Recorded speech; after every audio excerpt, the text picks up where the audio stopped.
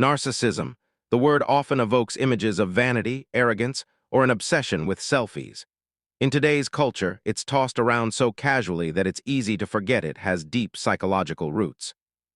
To truly understand narcissism, we need to go beyond the stereotypes and enter the world of psychology, psychoanalysis, and even mythology. In this video, we'll explore what narcissism really means, where it comes from, how psychologists like Carl Jung, Sigmund Freud, Heinz, Kohut, and even contemporary thinkers like Jordan Peterson have explained it, and why it matters for our relationships, societies, and inner lives. Mythological origins. The term narcissism comes from the Greek myth of Narcissus, a beautiful youth who fell in love with his own reflection in a pool of water. Unable to turn away, he wasted away and died, trapped by his own image. For centuries, this story has served as a metaphor for self-obsession and the dangers of excessive self-focus. But psychology takes this story further. It asks, why would someone become trapped in self-admiration, and what does it reveal about human nature? Freud and the early psychoanalytic view. Sigmund Freud was the first to bring narcissism into psychology. In 1914, he published on Narcissism, an introduction. For Freud, narcissism was not just vanity, it was a stage in development. He suggested that infants begin life in a state of primary narcissism, where the self is the center of the universe. The infant's needs are paramount, and the world seems to exist to satisfy them. As the child matures, love and attention ideally get directed outward, to parents, friends, and eventually partners. But if development is disrupted, a person may remain fixated in a self-centered position. Freud also described secondary narcissism, where energy that should be directed toward others gets withdrawn back into the self, often as a defense against disappointment or rejection. Jung's perspective. Carl Jung, Freud's one-time collaborator, had his own approach. While Freud saw narcissism primarily as a developmental stage or a defense, Jung placed it in the context of the self and individuation. For Jung, narcissism arises when the ego becomes inflated, when the conscious personality identifies too strongly with the self-image and loses connection to the deeper, unconscious layers of the psyche. Jung believed this inflation often results from a failure to integrate the shadow, the hidden, unacknowledged aspects of ourselves. A narcissistic personality may appear grandiose and confident, but beneath the surface lies insecurity and a fragile sense of identity. True psychological growth, Jung argued, involves transcending this ego inflation and moving toward individuation, the process of becoming a whole, balanced self. The modern clinical picture. Today, psychologists often distinguish between narcissistic traits and narcissistic personality disorder, or NPD. The disorder is recognized in the DSM-5 and is characterized by patterns of grandiosity, a constant need for admiration, and a lack of empathy. But most people exist somewhere on a spectrum. A certain degree of healthy narcissism is normal. It helps us maintain self-esteem, pursue goals, and assert ourselves in the world. The trouble comes when narcissism becomes excessive or rigid. Clinical narcissism can manifest in two main forms, grandiose and vulnerable. Grandiose narcissism shows up as arrogance, entitlement, dominance, and a hunger for attention. Vulnerable narcissism, on the other hand, is more hidden. It involves hypersensitivity, defensiveness, and fragile self-esteem masked by withdrawal or covert superiority.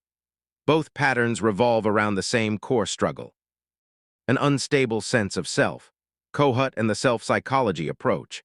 In the 1970s, Heinz Kohut transformed the understanding of narcissism with his theory of self-psychology. He argued that narcissism develops from unmet developmental needs, particularly the need for mirroring. As children, we require parents to reflect back our worth, validate our feelings, and help us build a stable sense of self. When these needs are not adequately met, the child may grow into an adult who constantly seeks external validation, admiration, and recognition. For Kohut, narcissism wasn't simply a pathology to be condemned. It was a survival strategy, a way of coping with deep wounds in the structure of the self. Healing, he believed, requires empathic relationships that allow the individual to internalize a more stable and secure sense of self-worth. Jordan Peterson's view. Contemporary psychologist Jordan Peterson often frames narcissism in terms of responsibility, meaning, and the balance between order and chaos. He argues that pathological narcissism emerges when individuals avoid responsibility for their lives, placing themselves above others rather than standing equal to them. Peterson emphasizes humility and competence as antidotes to narcissism, learning to serve something greater than oneself, to confront personal flaws honestly, and to integrate one's shadow, echoing Jung's ideas. For him, the path away from narcissism is not endless self-admiration but purposeful striving, disciplined responsibility, and authentic connection with others. The inner world of the narcissist. From the outside, narcissists may seem confident, charming, even unstoppable. But psychologists emphasize the inner fragility of the condition. Many narcissists harbor feelings of emptiness, shame, or inadequacy. Their inflated self-image acts like armor, protecting them from these painful feelings. This helps explain why narcissists often react so strongly to criticism.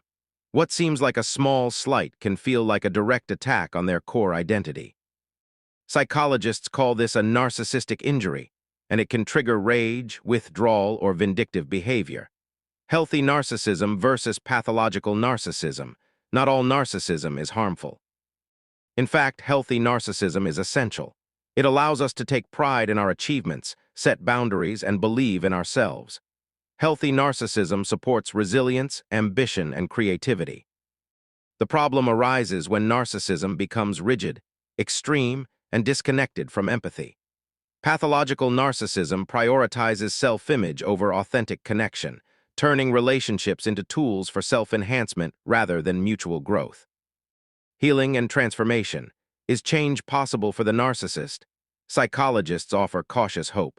Because narcissism involves deep wounds to the self, transformation is challenging but not impossible.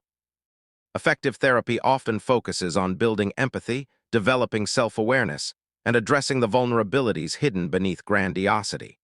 From a Jungian perspective, healing involves reintegrating the shadow, embracing humility, and moving toward individuation. From Kohut's perspective, it involves creating empathic relationships where the person feels genuinely seen and mirrored. From Peterson's angle, it requires responsibility, discipline, and the willingness to bear life's burdens honestly. Conclusion: narcissism is not simply about vanity or self-obsession.